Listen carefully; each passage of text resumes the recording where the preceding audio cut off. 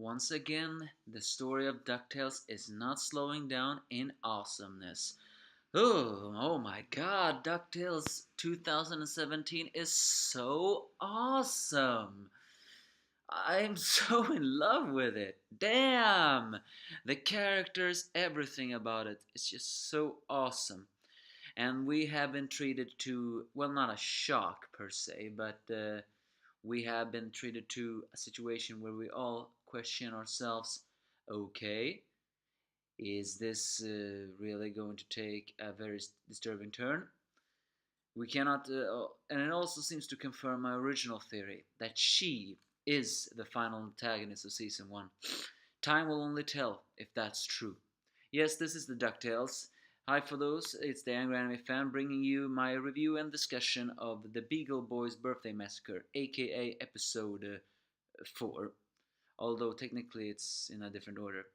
In this episode, the most joke comes at the fact that we don't see Scrooge, Donald, Beakley, or Launchpad or any other adult besides the antagonists of this episode, which is the Beagle Boys and Ma Beagle. Basically, this entire episode has many callbacks to the Warriors, the film The Warriors, including the snapping, bottles, the fact that Ma Beagle talks over a DJ phone. The only joke that was actually missing was Ducklings come out to play. That was the only joke that was missing. Although I guess if they had taken that, it would have been too obvious. Either way, this episode starts off with the boys and Webby trying to sail out on a little boat. Although the boat is too small for Webby, so Webby says she'll stay behind, although reluctantly because she really doesn't want to do that. The boys take off, but are also quick to note that last time they did this, they got lost. Once again, throwing a noodle incident joke, because if there's one thing this series has done a lot, it's throwing noodle incident jokes into our faces, which are all very funny. This time it's apparent so that once upon a time, Huey, Dewey, and Louie really did take a boat ride. And Louie were the one who got him lost, giving him the embarrassing nickname Captain Lost, although he says it's Captain Lost, sir, to you. So Webby waits on the beach, and where she finds a bottle of messages that turned out to be a prank led by a young goth-looking girl called Lena, who is voiced by Kimiko Glenn, very fresh from her role in Voltron, the legendary defender, as one of, as General Izar, so to speak, and also from the Broadway musical Waitress. Either way, in this, they befriend each other, and Lena decides that we need to do some fun. So she takes Webby, for some strange reason, to the rough part of Duckburg, where the Ma Beagle is throwing a birthday party with her boys.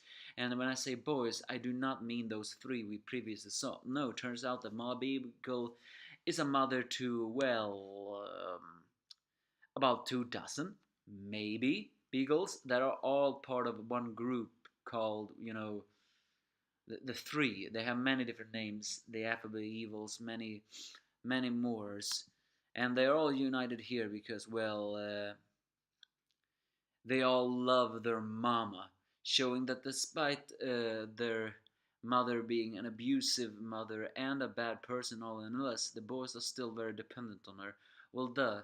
When usually a person can be very emotional, abusive, you still hang on to them because, well, it's just like that. I guess it makes sense that Ma Beagle is an emotional manipulator. Or maybe they all just love her because they want her approval and she never gives them. Or in some very twisted sense, Ma Beagle does love her boys, it's just that, well, she's Ma Beagle, so we don't know. Unfortunately, they crash the party as expected, especially when Webby gets caught and Lena saves her by throwing the cake right into Ma Beagle's faces. So the Beagle Boys chase Lena and Webby all over town where the girls get stronger friendship. It's during this time they also meet up with the boys again, who have been looking for Webby everywhere. And there Lena throws in one of the best jokes of this episode, and that is a callback to the fact that the the triplets always have been the same character, and this is one of the first time they are separate characters, and they actually throw in a joke like that, where Lena says, "Well, you all speak in union or all the same," and they say exactly at the same time, "Ha, we're as individual as snowflakes." Okay, this has never happened before. Seriously, stop talking. Anti-colonialism, and then they throw in a very long word that I cannot say, and end with seriously, aga. Well, the fact that they talk all in union there, that was the funniest joke of this episode. It's also pretty funny. One of the also funnier jokes is when the Webby creates a life vest with hot dogs, and Huey is, why is that for? Well, so we don't get hungry, and especially Louis. I mean, he might very well eat us. You think Huey will rather eat us than hot dogs? I I do hate hot dogs. Even though the boys and the Webby tries to escape from the Beagles, but unfortunately Lena get captured. So Webby tries to uh, save her, but unfortunately gets caught again. Luckily, they manage to trick the extremely stupid Beagle boys by a line that Lena once said, that family is nothing but trouble. Another line that also is a recurring theme in this, DuckTales, especially the fact that Scrooge said it in episode 1. And the Beagle Boys start fighting amongst themselves because, well, who can take the credit? It's during that chaos that the boys, Webby and Lena, manage to escape, and of course, Ma Beagle is not so happy about, well, having lost her chance for revenge because she still holds a grudge for Webby for what she did to her, for what she did to I mean, Ma, what Webby did to Ma Beagle. So she bans the Beagle Boys from having birthdays, showing that, yeah, she's an abusive mom.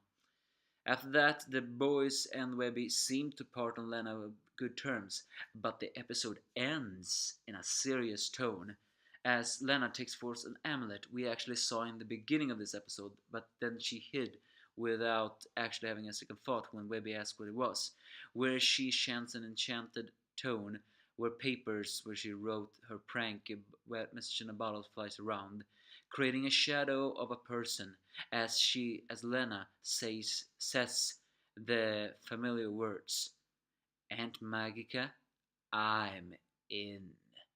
Oh yes, my friends, Magica the spell is here.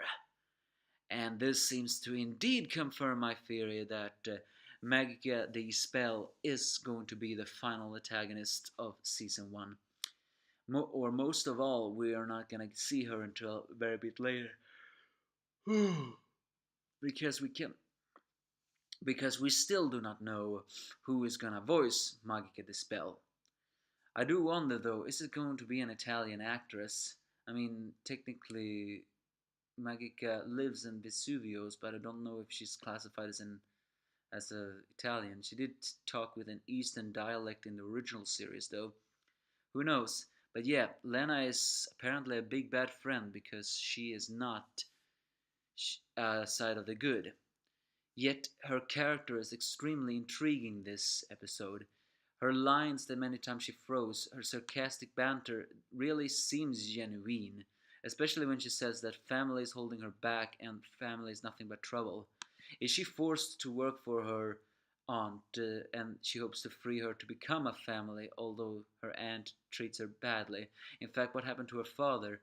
We cannot forget that the father is usually that raven that Magica the spell always has.